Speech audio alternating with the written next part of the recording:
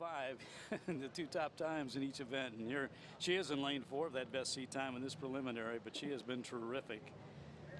We've seen her do so many things. And as you mentioned, this is a tough event, Rod.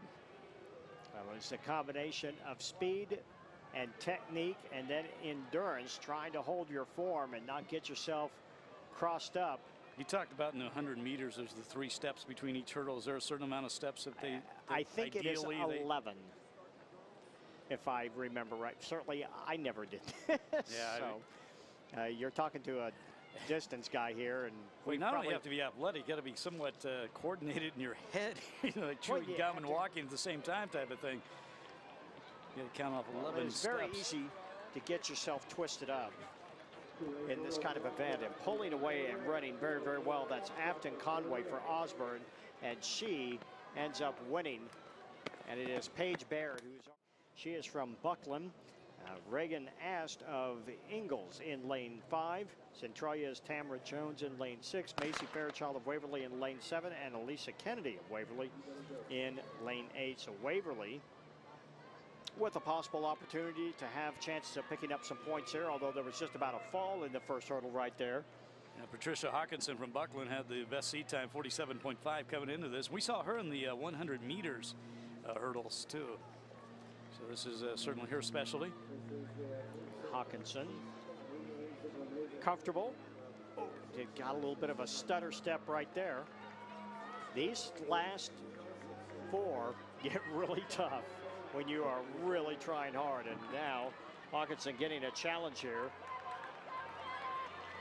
but trying to hang on. This is going to be close. It is going to be very close, and right at the end, it is. That's Reagan Ast from Ingalls. From Ingalls.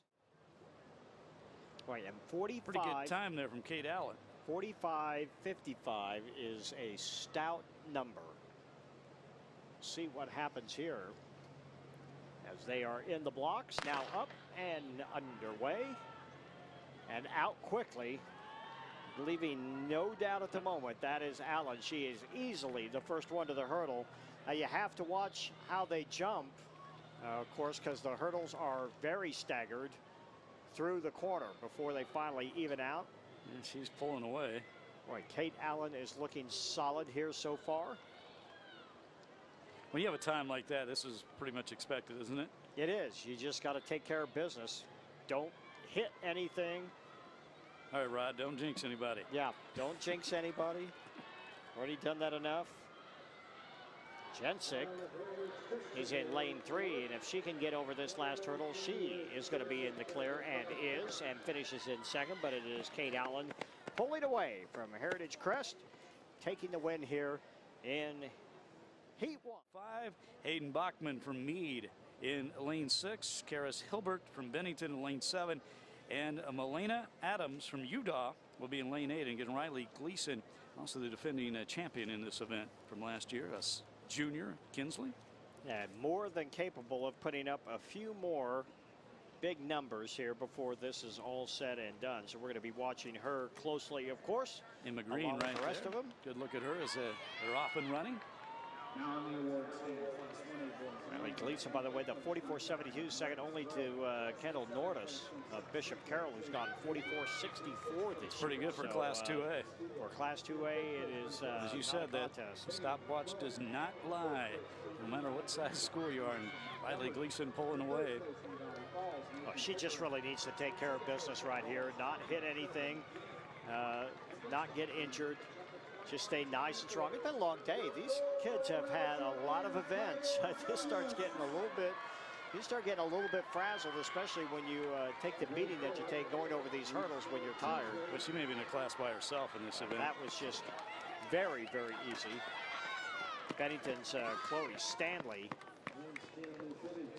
If it's not for Gleason, Stanley makes it. Before our eyes, but another thing, you know, everybody talks about how tough this race is. To you guys, what have you heard? Is it 300 hurdles, 800, 400? What's the toughest? 800.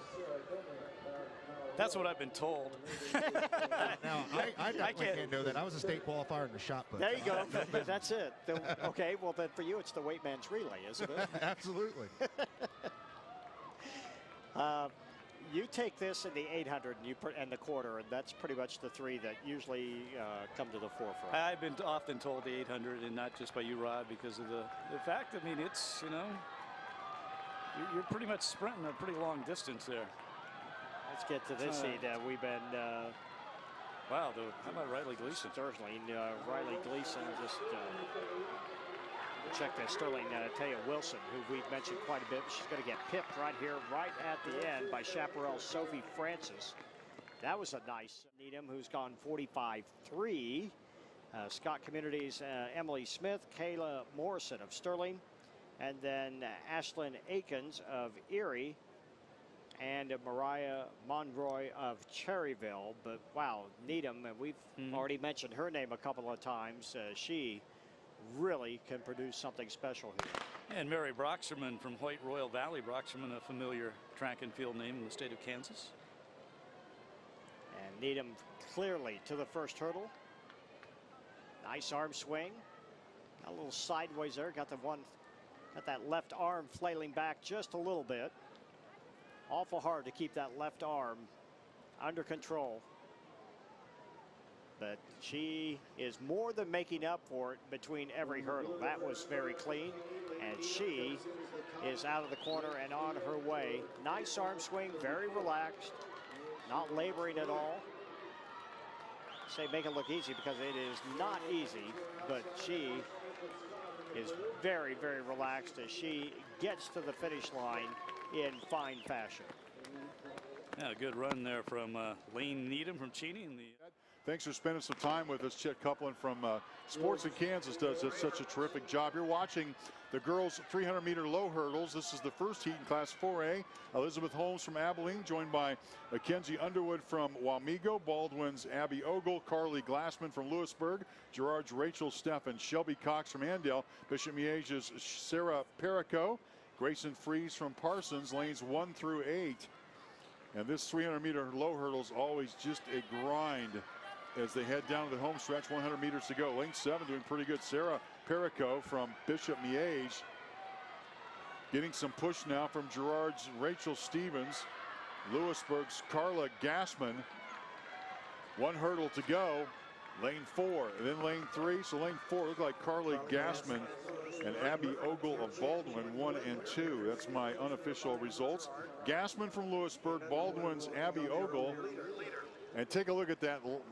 This is a look at the home stretch here, Leon. It is truly a test of endurance and athleticism, and it is a difficult event. 300 meters and then jumping over these hurdles. And a lot of times fatigue plays a factor down the stretch, as any race, but especially when you're jumping over hurdles. It's happened before. And here is that second heat. Iola's Alyssa Kunkler, Pratt's Sion Helfrich, Tori McGinnis of Tawana Circle, Andale's Abby Smarsh. Keep an eye on her. She's in lane 4. Carrington Haxton, Lindsborg Smoky Valley. Concordia's Sydney Bergman is in lane 6. Brooklyn Schaefer of Hayes in lane 7. And lane 8 belongs to Amanda Stalder. She is from Chanute in lane 8. In this race, pretty strong go from several, including Andale's Abby Smarsh. She's clearly the front runner, and she's in lane 4. And she is the leader coming down the stretch. Abby Smarsh, an outstanding athlete from Andale and their outstanding track and field program, but she's going to be challenged a little bit down the stretch. See if she pulls away that final hurdle, and she's got it. So Smarsh wins it. It looked like Pratt's Sion Elfrich, who gave Smarsh a little bit of a push with about 80 meters to go, but instead Abby Smarsh pulls out in front. Man, that's just, thanks Chet for that update. Getting close to 7, raised the bar for the young man from Wichita Heights. Meanwhile, here he can jump over you, Mark. Yeah, I sure can. And then some. Lydia Smith from Valley Center, and so we go to 5A.